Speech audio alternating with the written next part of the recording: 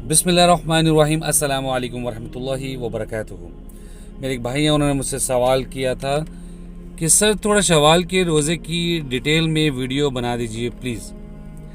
जी मेरे भाइयों बहनों, जब 30 रोज़े या 29 रोज़े हम रख लेते हैं, उसके बाद शवाल के महीने में हमें ईद उल फितर के बाद 6 रोज़े रखने होते हैं शवाल के।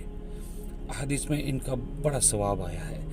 आपने क्या करना है, लगातार भी आप 6 रोज़े रख सकते हैं और वक्फे से भी आप रख सकते हैं। एक दिन रखा फिर उसके बाद नहीं रखा, 1-2 दिन फिर रख लिया तो रख सकते हैं, कोई मज़ायका नहीं। और इसके अलावा अगर आपके जो फ़र्ज़ रोज़े हैं वो अगर उनकी कदा है, कुछ बाकी रह गए हैं, तो वो पहले आप कंप्लीट कर लें, फिर आप शवाल के 6 रोज़े रख लें।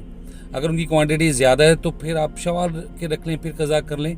तो मोस्टली इतने ज़्यादा दिन तो नहीं होते, तो आप पहले जो फ़र्ज़ रोज़े उनकी कज़ा कर लें और उसके बाद फिर आप शवाल के 6 रोज़े आप रख लिया करें। अल्लाह ताला मुझे और आपको रखने की तौफ़ीक अता